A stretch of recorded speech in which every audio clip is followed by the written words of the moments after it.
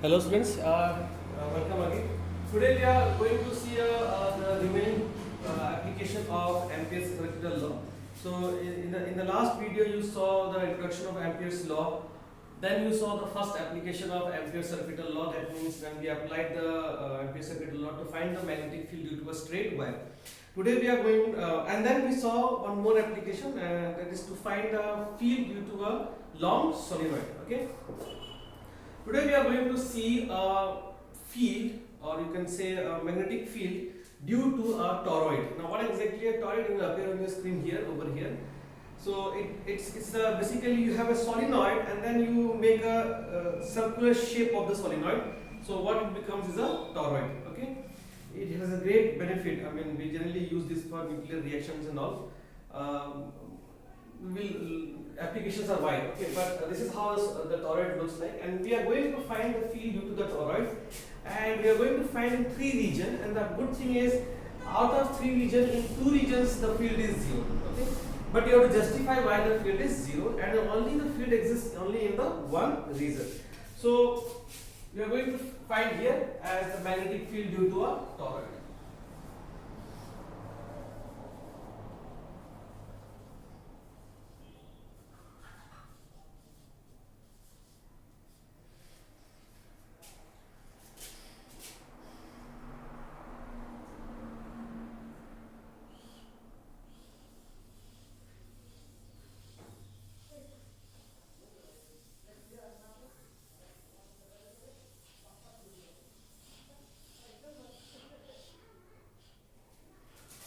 Okay, will do. I mean, doesn't look good that much, but okay, no problem. You can draw better than this. So let us say the current enters here, and then how it is flows and then comes out over here. Okay. So yeah, it comes out over here. So what we are going to see now is, let us consider a small radius over here, which is within the structure of toroid, and let us say that this radius is equal to r, and this is one interior region of the toroid. That means within the coiling. Okay, this r is the radius such that it reaches from the center of the toroid to a region. This region is within the solenoid, or you can say within the coiling. Okay. So I am considering three regions now. This will be my region 2, this will be my region 1, and this will be my region 2. So all things will be given in terms of capital R, and you will understand if I write like this, case 1. What if your small r is equal to, sorry, if your small r is less than capital R? That means you are here. You are here. This is the point where small r is less than capital R. Now, if I consider a Ampere's loop over here, if I consider a Ampere loop over here with the radius r such that radius r is less than capital R, and then if I write the Ampere's circuital law says that B dot dl is equal to mu naught times of I enclosed. I can see here that this will be equal to B dot dl equals to 0. Why 0? Because if I have chosen a radius r which is less than the capital R, I am in the empty space, and in this empty space my current enclosed is 0 over here. Okay, I just draw it a bit.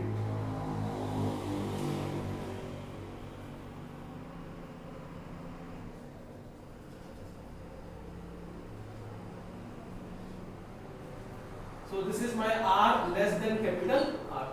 So you can see here nothing is enclosed inside the loop. That means the current enclosed here is 0, and therefore your field will be equal to 0. Here you have to write that is I enclosed is 0, and hence my field is also 0. Okay. Then we are going for case 2. Case 2 is, let us say R is equal to capital R. That means here, this is the point where your R is equal to capital R over here, and this is dotted line is what I am calling as Ampere's loop. This one, Ampere's loop. Okay. So if I have to write this Ampere's law, V dot dl equals to mu naught times of I enclosed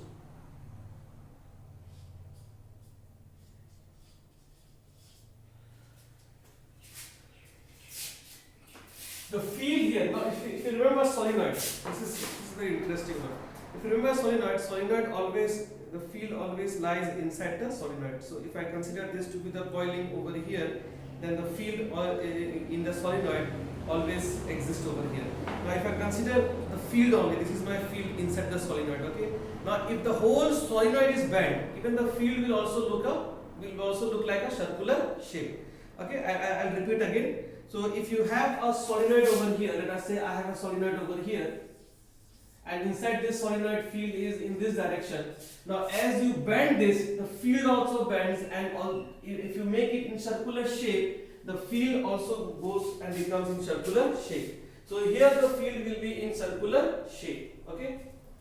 And if I consider a length dl also in the same direction as that of the field, so I can have this one as field into dl cos 0 degree equals to mu naught times I enclosed. So I'll repeat here again. Field is also in this direction, okay, and dl is also in this direction. So field and dl makes how much angle? It makes an angle of 0 degree. Allow me to rub this part.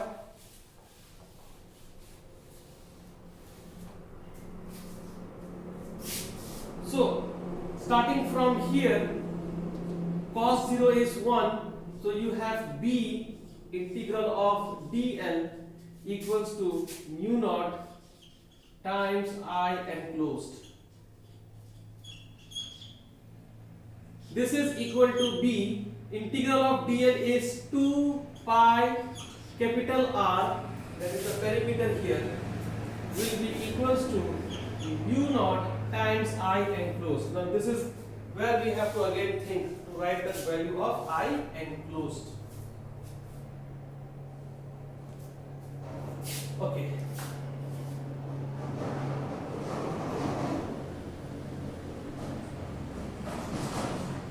We can write here by defining a term called capital N multiplied by I. Now what is capital N over here? Understand this. What is capital N? Capital N here is total number of turns. Total number of turns in toroid. So if N is total number of turns in toroid and each turn contributes to current I, so therefore N number of turns will contribute to current of N times of I. So I enclose, since it is enclosing all the turns over here, 1, 2, 3, 4, 5, 6, whatever number it is enclosing all the turns over here. So I will get a relation which will be like N times of I. This I can further write as B equals to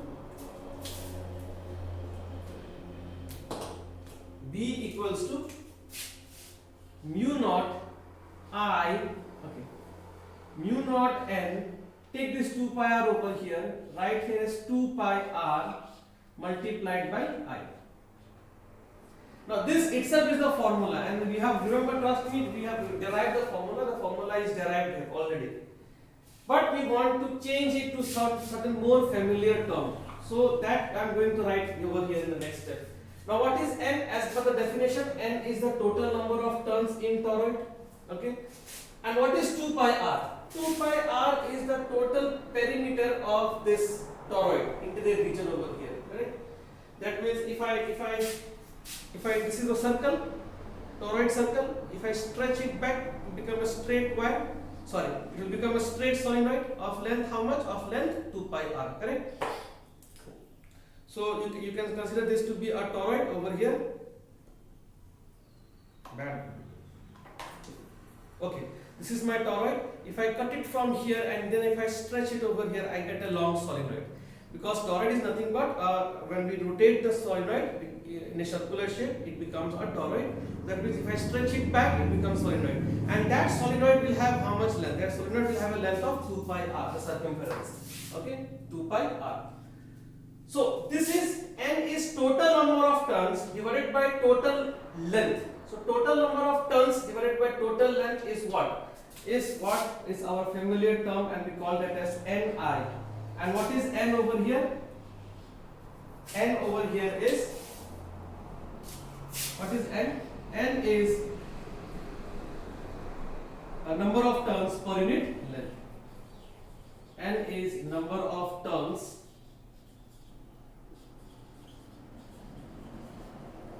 per unit length.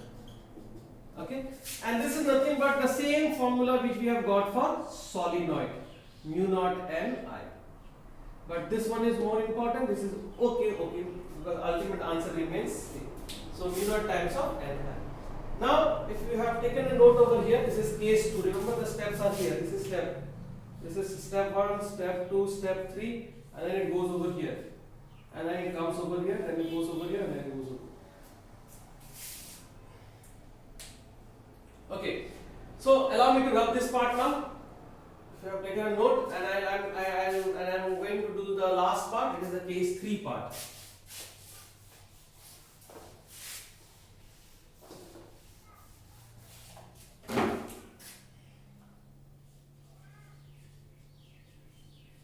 Case 3. What is the case 3? Case 3 is your R greater than capital R. That means where you are here. R greater than capital R. So if I consider a R greater than capital R over here, and then if I write the Ampere circuital law, B dot dl is equal to mu naught times of I enclosed. This you have to write as B dot dl is equal to 0. Now you have to write that is I enclosed, net I enclosed. That's interesting. Net I enclosed is 0.